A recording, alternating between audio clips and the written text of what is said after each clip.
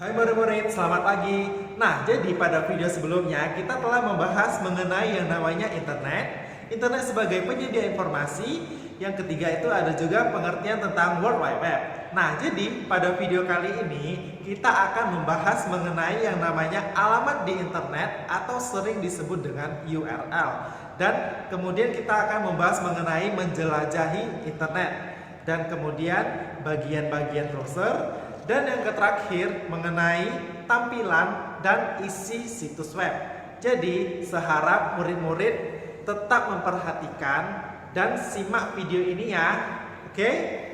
Nah, jadi pada video kali ini kita akan melanjutkannya dari video sebelumnya, yaitu mengenai alamat di internet dan menjelajahi internet, bagian-bagian browser, dan mengenal tampilan dan isi suatu situs.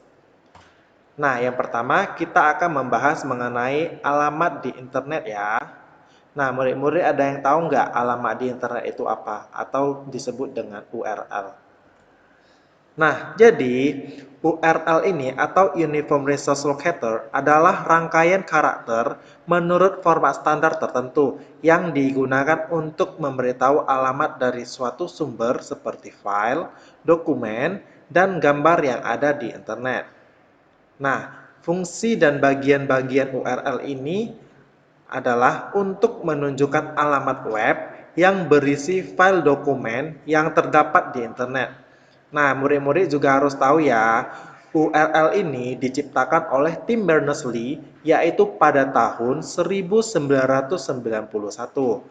Nah, bagian-bagian URL terdiri atas 4 bagian, yaitu yang pertama ada protokol, yang kedua nama host komputer, yang ketiga domain, yang keempat directory. Nah, kita juga akan membahas mengenai keempat bagian URL ini ya. Nah, yang pertama kita akan membahas mengenai protokol. Nah, jadi dalam suatu URL biasanya disingkat dengan nama HTTP titik 2 dan slash 2 atau Hypertext Transfer Protocol.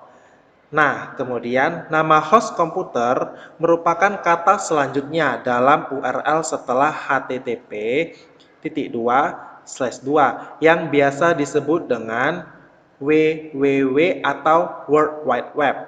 Oke. Nah, yang ketiga, domain.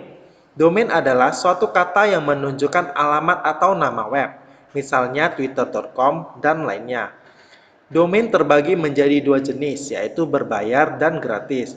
Nah, jadi domain yang gratis itu adalah blogspot.com dan yang berbayar seperti .com, .net, dan .info. Nah, yang keempat, directory. Directory adalah suatu kategori ataupun label dalam sebuah website atau blog. Oke, murid-murid udah mengerti ya mengenai bagian-bagian dari URL. Nah, kita akan membahas mengenai menjelajahi internet. Nah, kegiatan menjelajahi internet dikenal dengan istilah browsing. Agar dapat menjelajahi internet, maka kamu memerlukan program aplikasi penjelajah internet, yaitu browser. Oke, murid-murid, semua di HP murid-murid pasti ada browser ya. Oke, browser yang saat ini paling banyak digunakan adalah Google Chrome dan Mozilla Firefox. Selain itu, browser lainnya adalah seperti Internet Explorer dan Opera. Nah, umumnya setiap browser mempunyai tombol-tombol yang memiliki kemiripan, yaitu yang pertama ada back atau previous, oke? Nah, jadi back atau previous ini berfungsi untuk kembali ke halaman sebelumnya. Dan yang kedua, forward atau next yang berfungsi untuk maju ke halaman berikut yang sudah pernah diakses sebelumnya. Dan yang ketiga, refresh atau reload. Nah, berfungsi untuk mencoba ulang akses ke salah satu web yang kamu tuju. Dan yang keempat, tombol stop. Nah, kemudian bagian-bagian browser. Yang pertama itu ada back. Oke. Jadi, Back ini fungsinya adalah menampilkan halaman web yang pernah dibuka sebelumnya. Dan yang kedua, ada forward. Nah, fungsi forward ini kira-kira apa? Ada yang tahu nggak? Jadi, fungsi forward ini adalah menampilkan halaman web berikutnya yang pernah dibuka. Oke. Kemudian ada tanda stop.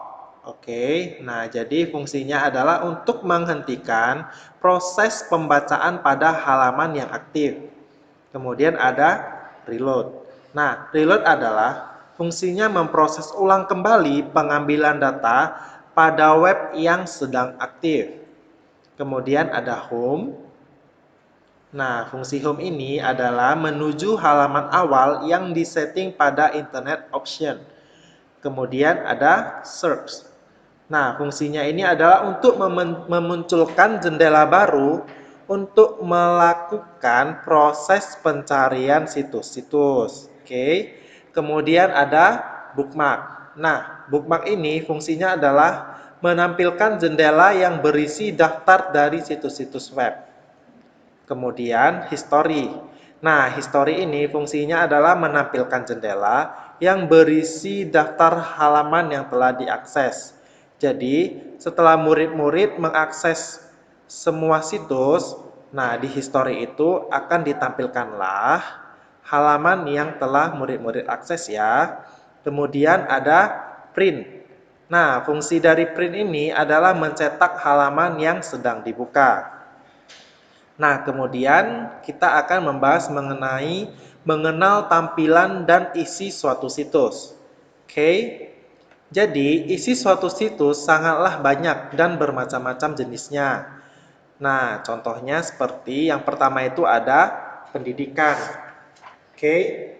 Yang kedua ada hiburan, yang ketiga bisnis, dan yang keempat yang berhubungan dengan politik dan pemerintahan. Nah, kita sudah membahas mengenai bab 3. Jadi, seharap murid-murid dapat mengerti ya dan tetap semangat belajar di rumah. Sampai jumpa di video selanjutnya.